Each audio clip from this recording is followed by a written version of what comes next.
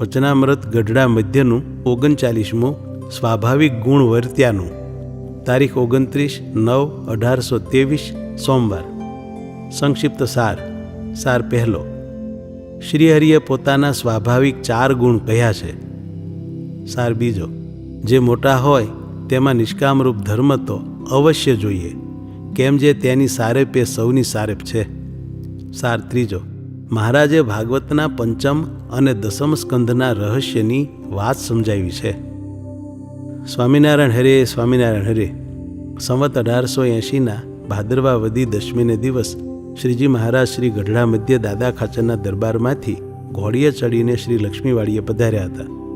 પછી ત્યાં ઓટા ઉપર ઢોલિયો ઢળાવીને તે ઉપર વિરાજમાન થયા હતા ને સર્વે શ્વેત વસ્ત્ર ધારણ કર્યા હતા ને પોતાના મુખારવિંદની આગળ પરમહંસ તથા દેશ દેશના હરિભક્તની સભા ભરાઈને બેઠી હતી.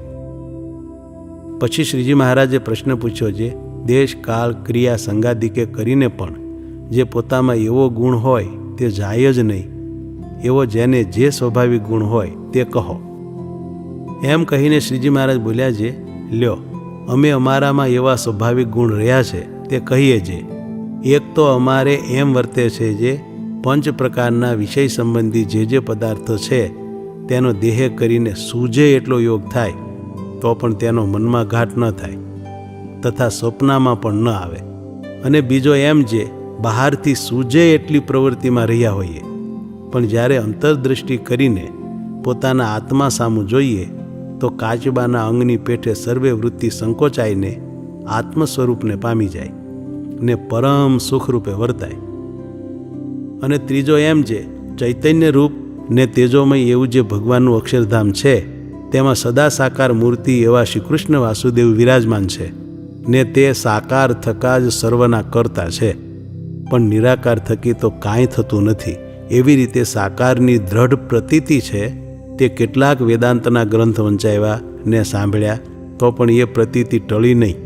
અને ચોથો એમ, જે કોઈ બાઈ હોય ને તેની કોઈનું એમ મારે જાણ્યામાં આવે, છે આ તો ઉપરથી દંભે કરીને ભગવાનની ભક્તિ કરે છે, પણ એ સાચો ભગવાનનો ભક્ત નથી, તો તેને દેખીને મન રાજી ન થાય ને તેની સાથે સુવાણ પણ ન થાય. ને જે ખરેખરો ભગવાનનો ભક્ત હોય તેને દેખીને જ મન રાજી થાય ને તેની સાથે જ સુવાણ થાય. એ 4 ગુણ અમારે વિશે સ્વાભાવિકપણે રહ્યા છે તે કહ્યા. અને હવે તમે સર્વે કહો. પછી જે મોટેરા પરમહંસ તથા મોટેરા હરિભક્ત હતા તેમણે જેમાં જે ગુણ એવો હતો તે કહી દેખાડ્યો. પછી શ્રીજી મહારાજ બોલ્યા, જે મોટેરા હોય તેને વિશે નિષ્કામરૂપ ધર્મ છે તે અવશ્ય જોઈએ, ને બીજી વાતમાં તો કાંઈ કાચબ હોય તો ચાલે, પણ એની તો દ્રઢતા અતિશય જોઈએ, કેમ જે એ મોટેરો છે તેની સારેપે સર્વની સારેપ કહેવાય. એવી રીતે વાર્તા કરીને પાછા દાદા ખાચરના દરબારમાં પધારીને સંધ્યા આરતી નારાયણ ધૂન સ્તુતિ કરીને પછી સર્વે સાધુ તથા હરિભક્તની સભા થઈ. પછી શ્રીજી મહારાજે મોટેરા પરમહંસને પૂછ્યું, છે અમે 5મ સ્કંધ તથા 10મ સ્કંધનું અતિશય પ્રતિપાદન કર્યું છે, માટે એ 2 ગ્રંથનું જે રહસ્ય તે જેમ તમને સમજાવવામાં આવ્યું હોય તે કહો. ત્યારે મોટેરા સર્વે પરમહંસે પોતપોતાની સમજણ પ્રમાણે જેમ જણાયું તેમ કહી દેખાડ્યું. પછી શ્રીજી મહારાજ બોલ્યા, જે લ્યો હવે અમે એ 2 ગ્રંથનું રહસ્ય કહીએ. રહસ્ય તે શું? તો ગમે તેવો શાસ્ત્રી હોય, પુરાણી હોય, અતિશય બુદ્ધિવાળો હોય, તે પણ સાંભળીને તે વાર્તાને નિશ્ચય સત્ય માને ને હા પાડે, પણ તેને કોઈ રીતે સંશય ન રહે જે એ વાર્તા એમ નહીં હોય, એવી રીતે જે કહી દેખાડવું તેનું નામ રહસ્ય કહેવાય. અને એ 2 ગ્રંથમાં 10મ સ્કંધનું તો એ રહસ્ય છે, જે ઉપનિષદ વેદાંત ને શ્રુતિ સ્મૃતિ તેમાં જેને બ્રહ્મ કહ્યા છે, જ્યોતિ સ્વરૂપ કહ્યા છે, જ્ઞાનરૂપ કહ્યા છે, તત્વ કહ્યા છે, સૂક્ષ્મ કહ્યા છે અને નિરંજન, ક્ષેત્રજ્ઞ, સર્વકારણ, પરબ્રહ્મ, પુરુષોત્તમ, વાસુદેવ, વિષ્ણુ, નારાયણ, નિર્ગુણ એવે નામે કરીને જેને પરોક્ષપણે કહ્યા છે તે આ પ્રત્યક્ષ વસુદેવના પુત્ર શ્રી કૃષ્ણ વાસુદેવ છે.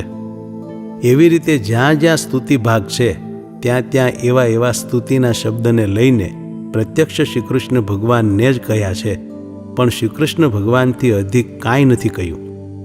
તથા સર્વ જગતની ઉત્પત્તિ સ્થિતિ પ્રલયના કરતા તે પણ શ્રી કૃષ્ણ ભગવાન જ છે એમ કહ્યું છે. અને પંચમ સ્કંદને વિશે તો એ શ્રી કૃષ્ણ ભગવાનનું મહાત્મ્ય કહ્યું છે તથા એ શ્રી કૃષ્ણ ભગવાન જે તે આ જગતની સ્થિતિને અર્થે ને પોતાના ભક્તજનને સુખ આપવાને અર્થે અનેક પ્રકારની મૂર્તિઓને ધારીને ખંડ ખંડ પ્રત્યે રહ્યા છે એમ કહ્યું છે. અને પોતે બાંધી એવી જે મર્યાદાઓ તેને વિશે જે રહે તે અતિશય મોટપને પામે ને જે ન રહે તે મોટો હોય તો પણ પોતાની સ્થિતિ થકી પડી જાય, અને જે સાધારણ જીવ હોય ને તે મર્યાદાને લોપે તો તેને અધોગતિ થાય છે એમ કહ્યું છે. અને એ જ જે શ્રી કૃષ્ણ વાસુદેવ તેણે વસુદેવ દેવકીને પ્રત્યક્ષ ચતુર્ભુજ રૂપે અદ્ભુત બાળક થકા દર્શન દીધું એ અનાદિ વાસુદેવ રૂપ છે. અને એ શ્રી કૃષ્ણ ભગવાન ધર્મ અર્થ કામને વિશે વર્ત્યા છે.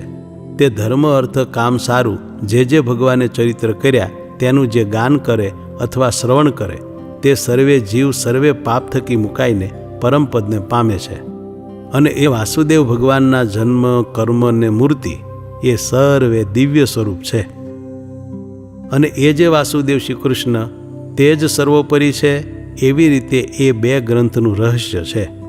અને જે શુકજી જેવા બ્રહ્મસ્થિતિને પામ્યા હોય તેણે પણ એ શ્રી કૃષ્ણ પરબ્રહ્મની ઉપાસના ભક્તિ કરવી ને દસમમાં કયા જે શ્રી કૃષ્ણ ભગવાનના ચરિત્ર તે શુકજી જેવાને પણ ગાવવા અને સાંભળવા.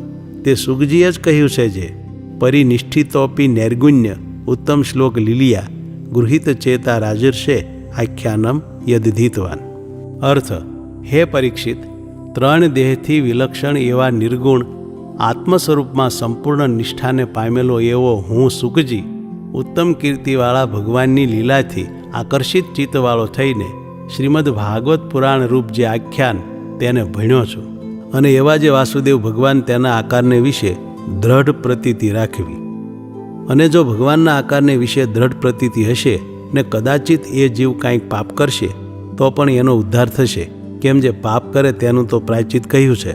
પણ ભગવાનને જે નિરાકાર સમજે એ તો પંચમહાપાપ કરતાં પણ અતિ મોટું પાપ છે. એ પાપનું કોઈ પ્રાયચિત નથી. અને ભગવાનને સાકાર જાણીને નિષ્ઠા રાખી હોય ને કદાચિત તેથી કાંઈક પાપ થઈ ગયું હોય તો એનો શો ભાર છે? એ પાપ તો ભગવાનને પ્રતાપે કરીને સર્વે બળી જશે ને એનો જીવ ભગવાનને પામશે. માટે ભગવાનના આકારને વિશે દ્રઢ પ્રતીતિ રાખીને એની દ્રઢ ઉપાસના કરવી એમ અમે તમને સર્વેને કહીએ છીએ. તે આ વાર્તાને સર્વે દ્રઢ કરીને રાખજો. એવી રીતે શ્રીજી મહારાજ સર્વેને શિક્ષાના વચન કહીને ભોજન કરવા સારું પધાર્યા. ઇતિ વચનામૃતમ ગઢડા મધ્યનું 39મું થયું.